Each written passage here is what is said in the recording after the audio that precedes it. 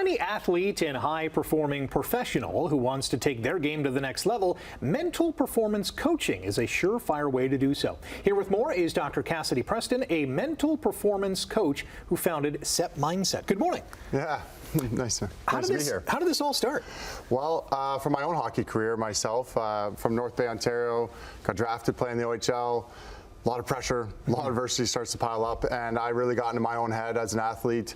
Had some games where I'd be great, confident, flying, and then I'd be a disaster and things would fall apart. Yeah. I had some seasons that were pretty successful, and then some seasons that were just really tough and wear on myself as a teenage athlete. And so I was like, there's got to be a better way to work on the mental game, to get consistency in how I felt and how I approached the game. And that's what led me the long way to go to school for 12 years and then eventually now doing the work that I do now. Mm-hmm. So what do you instill or teach in those young athletes or those CEOs?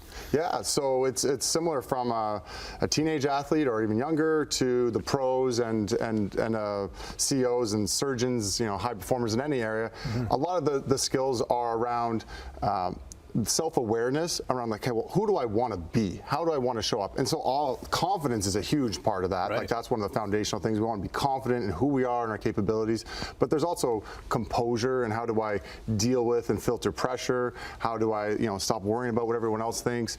And then it's just as well as like, how do I deal with adversity and grit? Like sometimes that stuff weighs on us and it gets heavy. And so we want to be able to overcome that, work through that. And again, having that sense of confidence is a foundational piece. So it's always personal for everyone, but that's a quick summary of it. Yeah, there can't be a cookie cutter approach because everyone's different, right? Yeah. Where do you start? Is it building that confidence and then you're kind of layering on top of that? Well, one of the biggest things we do is we try to switch the approach. Like most athletes and high performers, we live very outside in. It's a very consumeristic world where it's like, well, what's going on in the world? What are all these goals that I have? And how does that make me feel? So when things are going well, I feel great. Right. When things don't go well, I feel terrible, confidence goes down, which is not a great way for consistency in performance. So we try to flip their priorities. There's like, still matters, the external things matter, we have these goals, but let's start with going on the inside. Like, who do you want to be? Why are you doing it in the first place?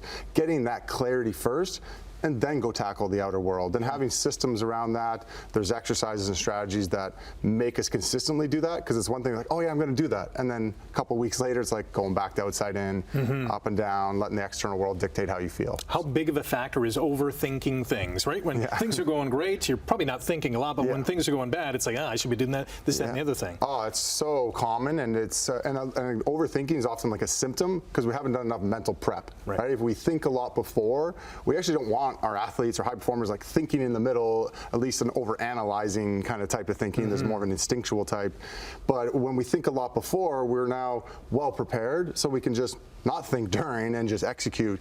And so we want to do more of that here so that it doesn't happen on the field of play or those moments of impact. The quote, preparation equals execution, is that kind of the same thing as what you're trying to teach these individuals? Yeah, 100%. It's a lot to do with mental prep, and obviously you want to have your physical prep, but then what are we doing for mental prep? And if we don't do the mental prep, how are we going to mentally perform well when the matters most? And so that's a lot of our work, is just giving them those tools and then the routines as well to consistently stay mentally prepared. What are some of the questions you get from people who first visit you to say, I need some help? Yeah, well, there's a range, but a big one is like, I'm down and out, I've lost my confidence, I'm really worried about what other people think, I don't know how to deal with all this pressure or adversity, and they just feel often lost. Like, I don't know what to do next, right? And it's like, okay, well, let's break it down. Like, what is our mindset? How can we work on it, right? It's often not very tangible. It's like, oh, here it is. Like, it's just an idea. And so we try to make it. We have assessments and strategies, and now I get what I'm working on and how I can work on it.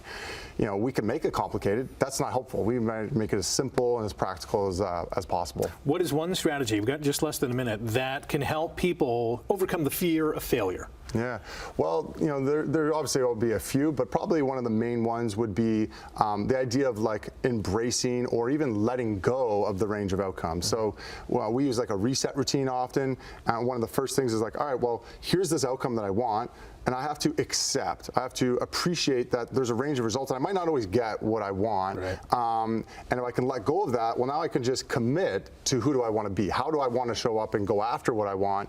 And then I'll just deal with whatever the outcome is. And so it's easier said than done. Yes, yeah. But and that's why we got to personalize it for people. But that 1-2 punch of acceptance commitment is a very common one we use. Great strategies. Thanks for joining us this morning. More Morning Live coming up.